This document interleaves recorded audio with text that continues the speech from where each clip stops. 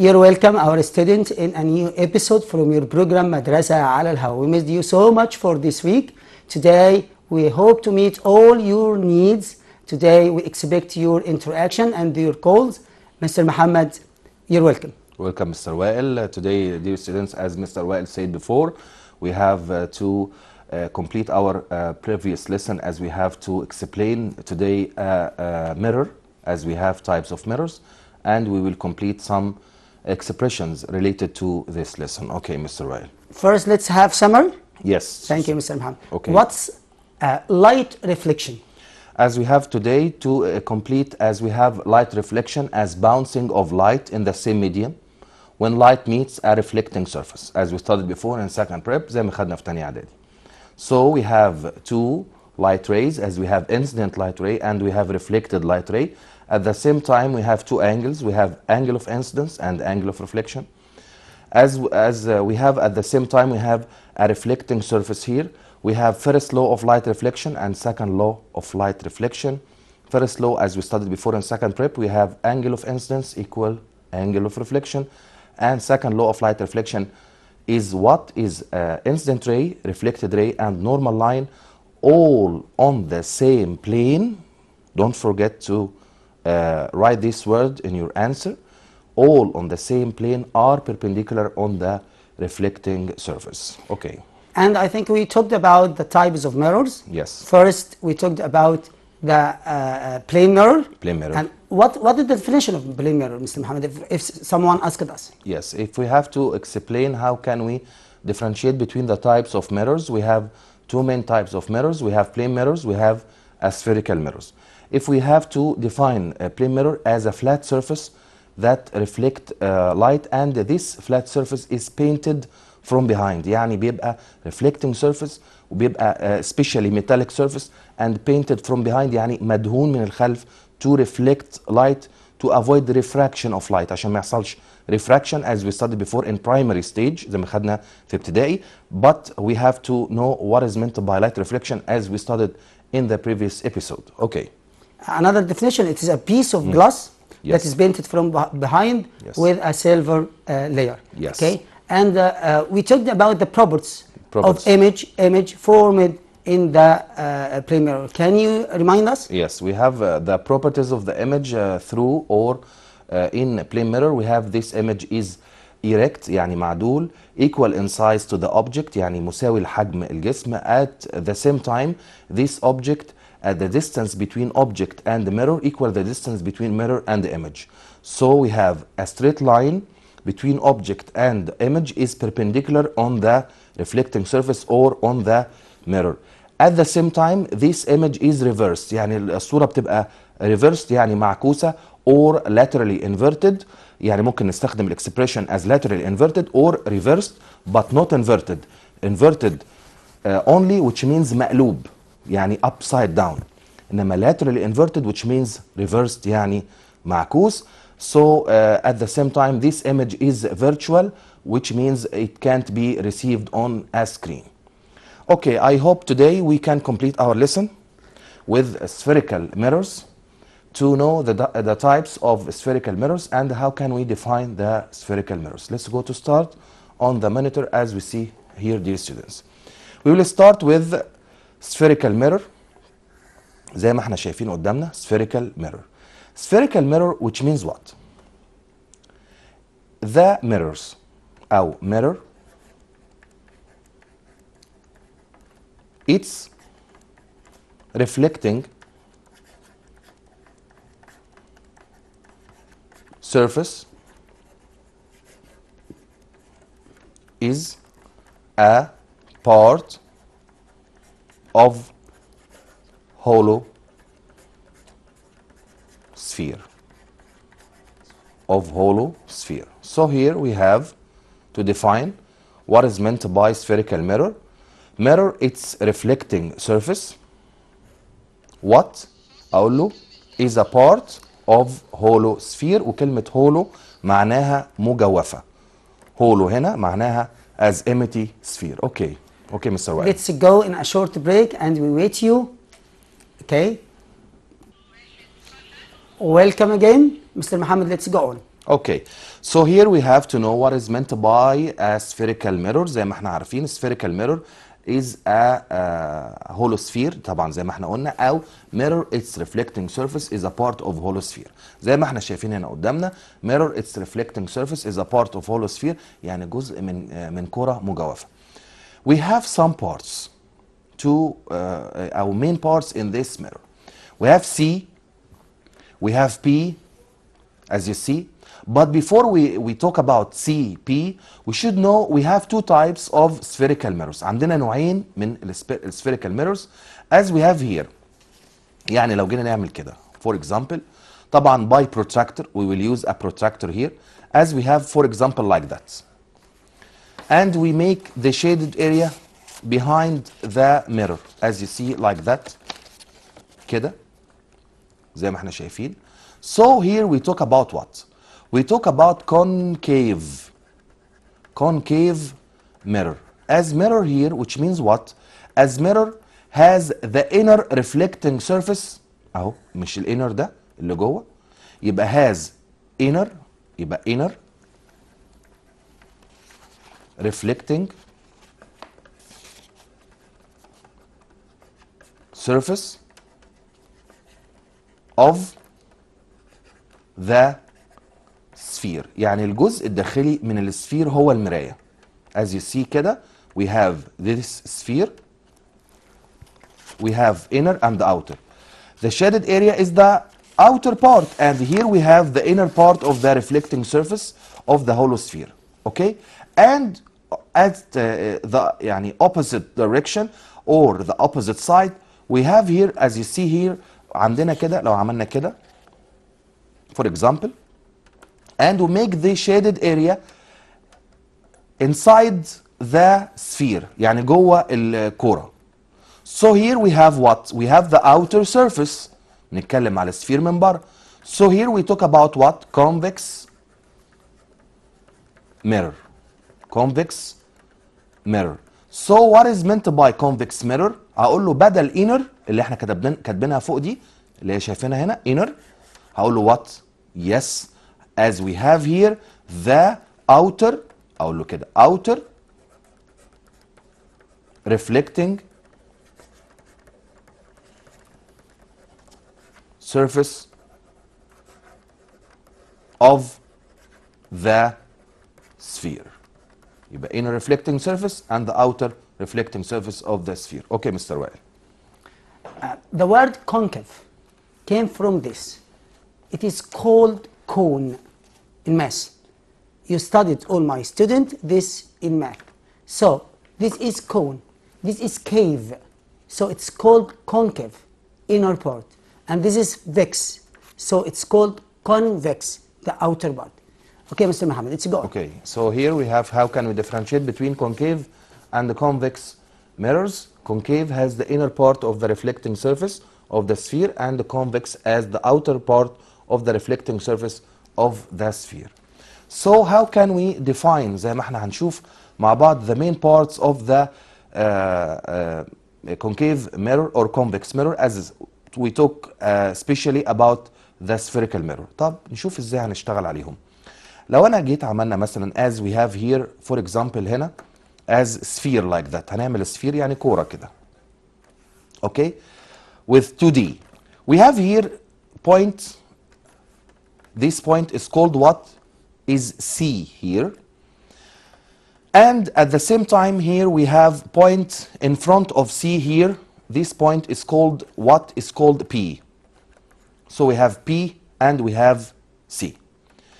If we have to mention the definition of C and P، عايزين نعرف يعني ايه C and P. المفروض طبعا we remove the rest part كده، هنشيل الباقي اهو because we have to talk about spherical mirror as a part of hollow sphere, and we have here the shaded area as the outer part. So here we have concave or convex mirror, so we have concave mirror. Okay, and in this part we have a straight line connects between C and P like that in this area. And firstly what is meant by، أول حاجة لازم أعرف what is meant by C. يعني إيه C؟ C, which means what? Which means center of curvature. Center of curvature. Which means what? معناها ايه؟ C, center of curvature, which means center of what? Of the sphere. هي معناها مركز الكورة. Of the what? Of the sphere. That this mirror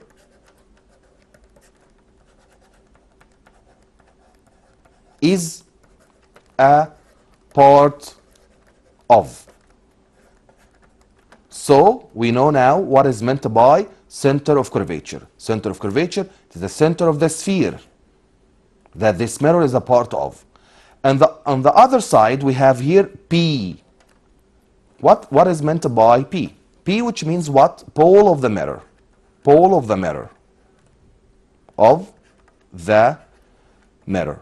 Firstly, we should know the plane mirror has no pole, but spherical mirror has center of curvature and pole. So what is meant by pole of the mirror? We should know it is a midpoint. هي نقطة المنتصف, midpoint on a reflecting أو on the reflecting surface. يعني هي النقطة اللي on the midpoint on the reflecting surface. Between them here we have a straight line connects between them, as we see here, between C and P. So this straight line is called what? It's called the principal axis. It's called principal axis. Principal, which means the main axis. محور الرئيسي. So what is meant by principal axis? It is what? As you see, you can describe. احنا هنوصف مش هنحفظ. It is a straight line. Connects between what? Connects between pole of the mirror and center of curvature, or between center of curvature and pole of the mirror. So here, how many principal axes as you see in front of you? كم principal axes عندنا? We have only one principal axis. Here we have a give reason for. عندنا give reason for زي ما احنا شايفين. How يعني ممكن هيقول لي the principal axis in the spherical mirror is only one. أقول له because it is a straight line connects between what and what? Connects between the pole of the mirror and what? And center of curvature. On the other side, or we have here another axis. عندنا another axis, as we have here from C to this point, or from C to this point, or from C to this point. We have many secondary axes or axes. محاور فرعية كتير قوي. So we have what? We have secondary axes. So we have what? Secondary axes. أقول له what? It is what? It is a straight line. How? A straight line connects between C and any point on the mirror except what? Except P. يبقى how many secondary axes? We have uncountable secondary axes. Infinite number of secondary axes. عدد لا نهائي. Why? As a definition. هقول له definition. هقول له because it is any straight line connects between what and what? Connects between center of curvature and what? And as you see here, pole of the mirror. So we have now, dear students, we know what is meant by center of curvature, what is meant by pole of the mirror, what is meant by principal axis, what is meant by secondary axis. And we know principal axis is one, while secondary axis is uncountable number or infinite number. We have another part. As we have here, طبعا هنشتغل برضو as a spherical mirror. We have spherical mirror like that. لو نبص هنا لو سمحتوا. As we have here, concave, for example, and we have P. P is what? Yes, pole of the mirror. C. C is what? Yes, center of curvature. And between them here we have a straight line. But here in this case, or now we will use what? We will use a ruler here. هنستخدم بقى المسطرة from 0 مثلا to 6 centimeters. For example يعني هنعمل كده from 0 to 6 centimeters like that. So here we have a distance. We have a distance. عندنا مسافة هنقيسها. So this distance is called what? Here we have radius, as we studied before in geometry. We have radius of curvature. Radius of curvature. So what is meant by radius of curvature? هقول له straight line? No. We have to say what? It is a distance. Distance, because we measure the length between P and C. Distance between what? يبقى هقول له distance between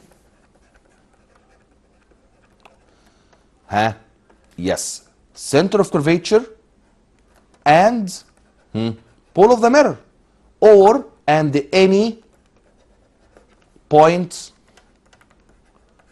on the mirror. واحد يقول لي ازاي ده؟ اقول له because we can measure distance as we have from C to this point as another radius. تمام؟ As we have C to this point. So here we have another radius. So how many radii here? R. We can make infinite number of radius of curvature. So how many radius of curvature? Infinite number. Why? Because it is a distance between center of curvature and any point on the mirror. عندنا هنا لو بصينا كده هقول له زي الديفينيشن بتاع مين؟ secondary axis. But we have a main different point here. Secondary axis, it is a straight line, but radius of curvature, it is a distance. So how many radius of curvature? أقول له infinite. So at the same time here we have another point. So if we have like that, هنرسم كده. As you see, C. طبعا بنستخدم ايه بقى؟ احنا عرفنا اللعبة. We should use a ruler to measure distance between what and what? Between C and what? And هنا 0. At 3 centimeters we put a point. At 6 centimeters we put another point. We have how many? We have 3 points now. Why? هقول لكم ليه دلوقتي. وبعدين هنعمل كده. كده اهو.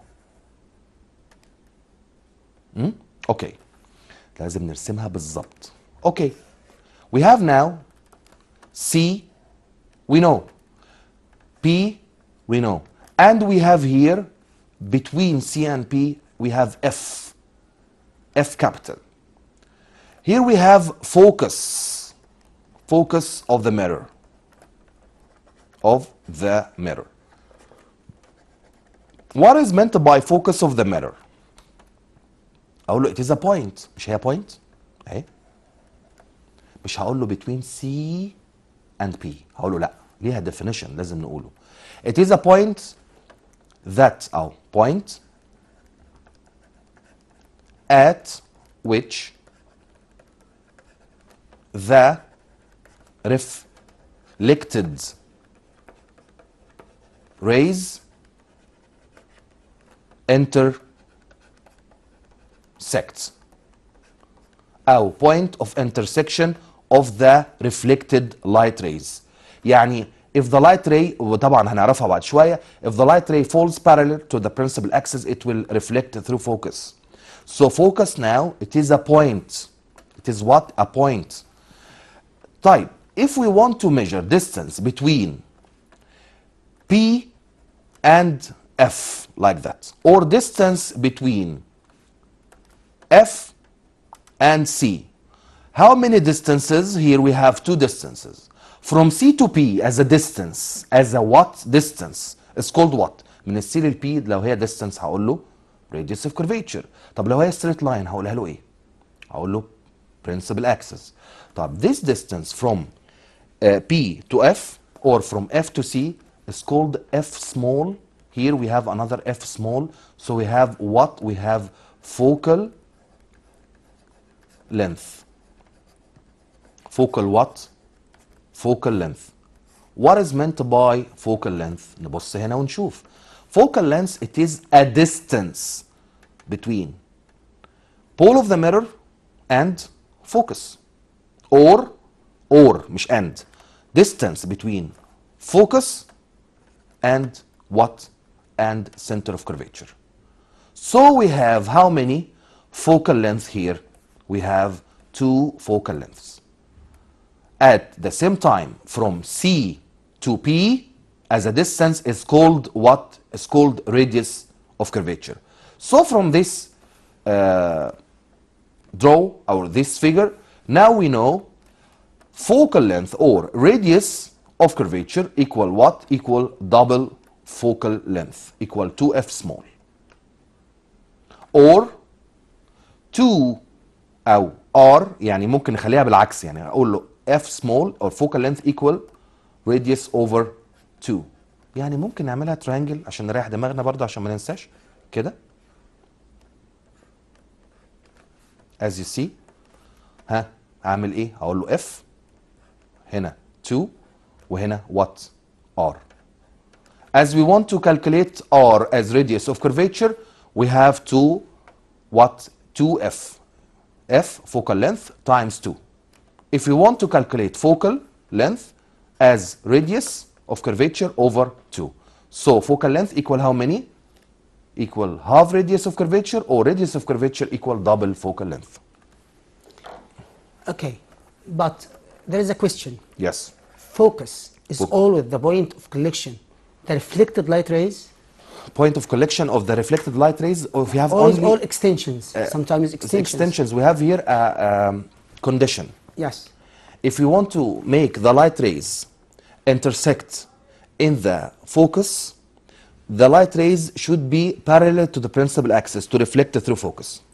And we will see now how can we define or know the position of or the reflected surface, the way or the pathway of the reflected surface from the incident light ray. يعني أنا أشوف الانسيدنت light ray رايح إزاي, so the reflected light ray return back in which direction.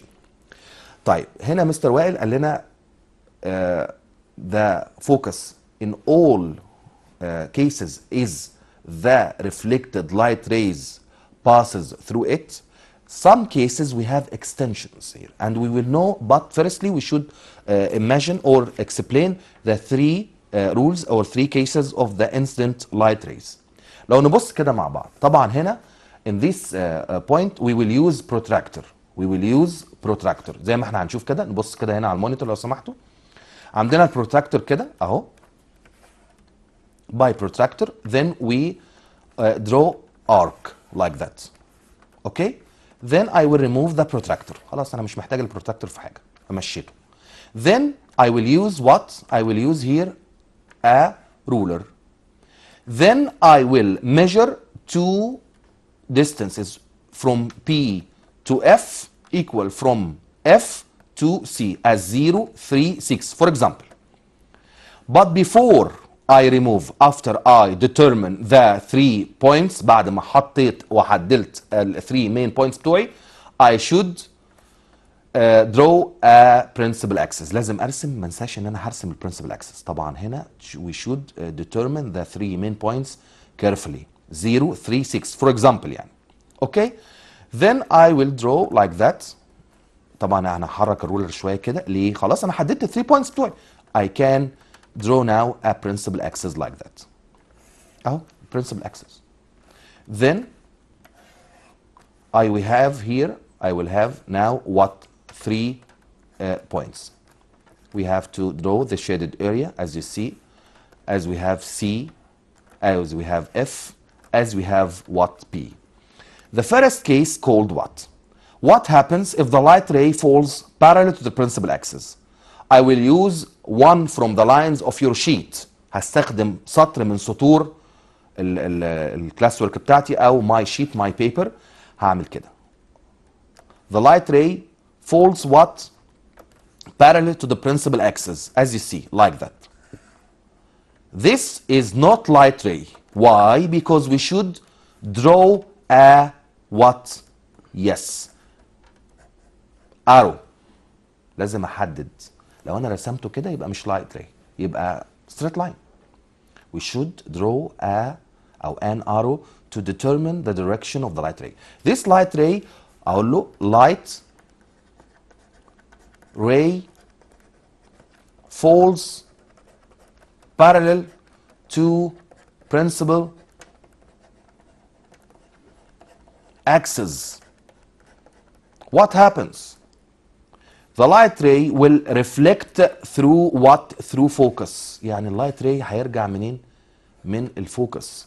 As you see كده ايوه راجع كده بالرولر برضو مش بايدي with a with my ruler from the طبعا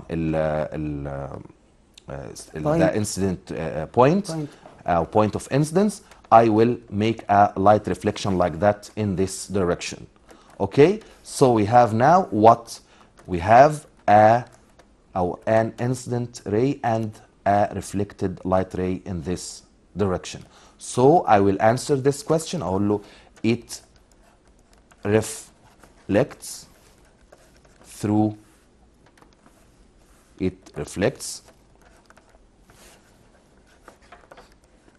what? Focus as a first case. If the light ray falls parallel to the principal axis, it reflects through focus. On the other side we have another case. What happens؟ طبعا هنا عشان ما اطولش عليكم هنرسمها. طبعا احنا عرفنا البوينتس بتاعتنا. As here we have the mirror, we have to draw the shaded area as to determine the face of the mirror and the back area of the mirror. Don't forget to write two equal distances from C to P. As we have at the middle we have what? We have focus. Okay, in this case we have what? Light ray falls through focus. يعني اللايت راي المره دي جاي منين؟ هيعدي من الفوكس كده. Light ray pass through focus. Some students may ask why from this direction? As you like. Light ray passed from or through focus from this direction. المهم انه this light ray passes through what? Focus. In this case, the light ray will reflect parallel to the principal axis. It will reflect parallel to the principal axis. So we have another case. What happens if light rays or light ray falls through what? Focus. أقول in this case it reflects what? Parallel to what? Principal axis. على فكرة ده مهم جدا because we will answer the problems by these cases. The last case, if the light ray passes through what? If the light ray passes through the center of curvature. نفترض ان اللايت ray المرة دي هيعدي through the center of curvature. As you see like that. If the light ray falls through the center of curvature in this direction. In this case, the light ray will reflect on itself. طبعا we know why the light ray reflect on itself because angle of incidence equal angle of reflection equal 0. Okay. Okay. We have many cases. Yes. For falling light rays Yes. on the concave mirror. Yes. The sun. Maybe the sun. First case. I want to ask a question, Mr. Muhammad. Is the distance between the object and the mirror Yes. has a role in the shape and the properties of the Yes. image or not?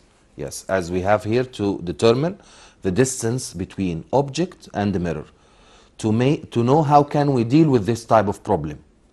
So we have maybe the object at distance more than double focal length.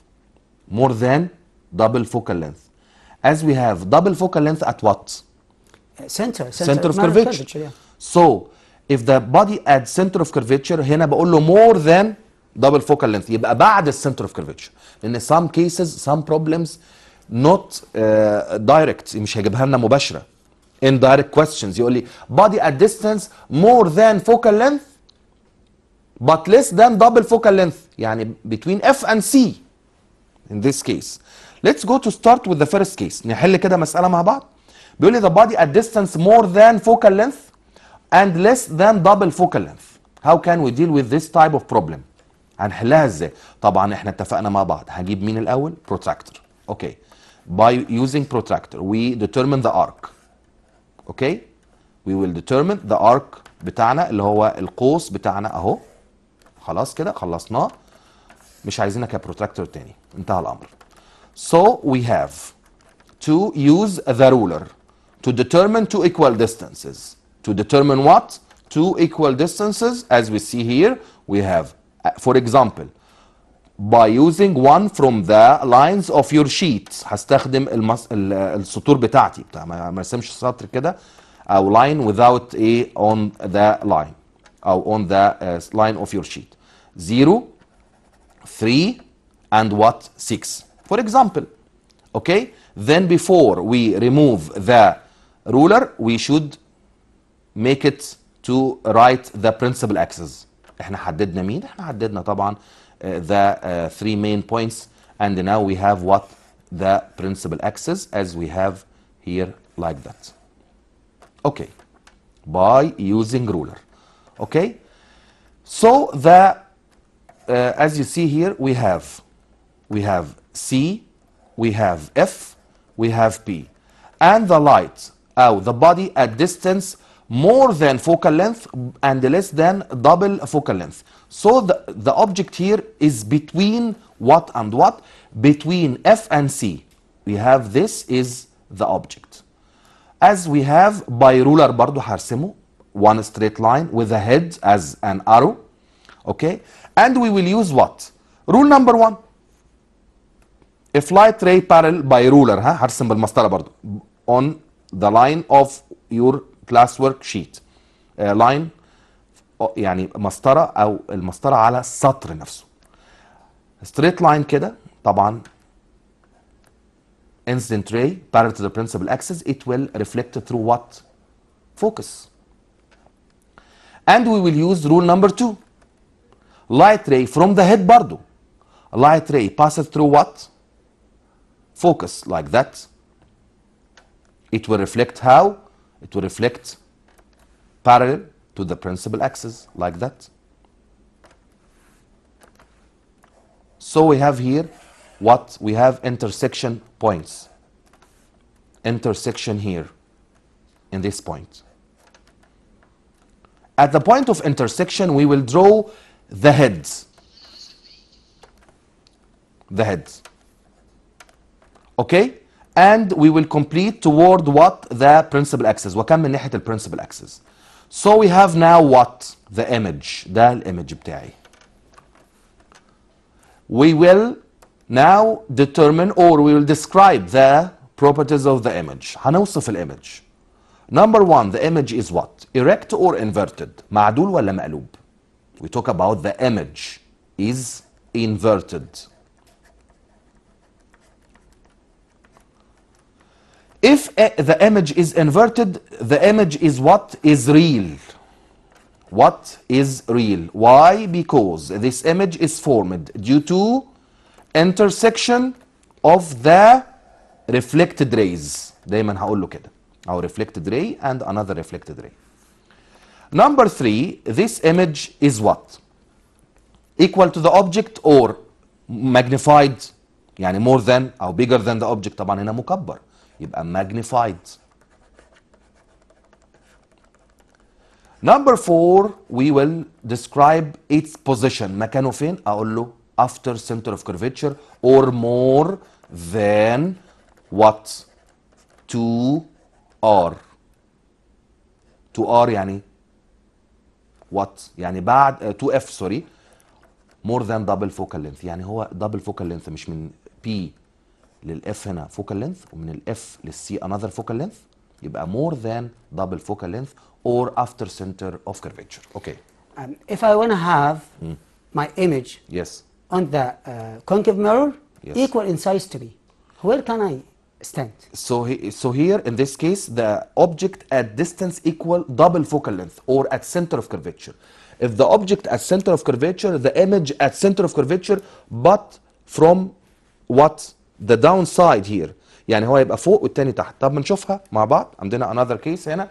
Object at distance طبعا more than double focal length. لا مش هنخليها more than double focal length، هنخليها at double focal length، يعني عند الدبل focal length بالظبط. هنشيل دي. احنا عايزينها ايه؟ at double focal length. اوكي؟ طبعا by using arc protractor عشان ما اطولش عليكم. Using like that, and we will draw two equal distances by using the ruler. هستخدم الرولر. طبعا I will draw two equal distances from طبعا C to P as we have here. عندنا 1 2 3 طبعا قد بعض. Here we have C, here we have P, F, and what? C. Number 1, we should draw the object at double focal length، يعني هنا صح؟ من غير قبل ما ابتدي انا عارف ان الايمج لازم يبقى فين هنا in this area and equal in size. And what? Equal in size. If the object at double focal length, the image at double focal length, and equal in what? In size. Equal in size، يعني هيبقوا قد بعض وفي نفس المكان. But we have a difference. The image is inverted. الامج is what؟ هيبقى صورة مقلوبة. اوكي؟ يعني ممكن نشوف كده الفيديو بتاعنا اهو. اهو. لو بصينا كده مع بعض at principal axis الفيديو principal axis. Okay, and if we move the object forward or away from the mirror, we have different cases here. We have P, F, and what? C. اهو كل ما بصوا اهو. Due to the intersection of reflected ray. If we have object at F، بصوا نرجعها تاني دي عشان دي حلوة جدا. If object at F we have no image. We have no image. لو الاوبجكت واقف تخيلوا حد يبقى in front of concave mirror and can't see yourself, your image, because at F no intersection of reflected rays or their extensions, or their what? Extensions. If we move the object toward the P، لو قربناها اكتر شويه كده اهو هنا in this case only one case we have erect image. على فكره ده give reason مهم جدا. لو نبص هنا بيقول لي give reason for if you want to get a suitable image. خلي بالكم يا ريت لو حد يعني بيكتبوا كده معانا. If you want to get or obtain a suitable image, you should put the object at distance less than focal length. Why? Because if the object less than focal length, or which means between P and F, the image is erect or upright. الحالة الوحيدة. هو magnified ومكبر but erect. So we have only one case. The image is erect if the object at distance less than focal length. I hope يعني we can complete. But I have a question. Yes, okay. Greek people, did they study this lesson? Did they attend this episode? They used a trick by mirror to burn the ships of their enemy. Yes, yes. Did you remember? Can yes, you explain it for us? Yes, Romans here in ancient era using أو في الحقب القديمة يعني use the concave mirrors to burn the sails of their enemies. عشان يحرقوا أو burn يعني يحرقوا the sails of their enemies، الأشرعة بتاعت المراكب بتاعت enemies by using concave mirror. Why? Because concave mirror is a convergent mirrors، مجمعة، which means collect light rays after reflection using as a bullet, as the arsenal، مدفعية طبعا before the humanity discover or invent this tools، قبل ما الإنسان يكتشف أو يخترع البنادق والكلام ده كله. So if we talk about concave mirror is convergent mirror. So they use in solar oven الأفران الشمسية and solar cells. Why? Because they collect light rays after reflection. Okay. Thank you, Mr. Muhammad. Thank you. Thank you, all of our students. We hope to meet all of your needs today. We hope to see you next time, and we hope to do what you have to do on at your homes. Okay, let's say goodbye.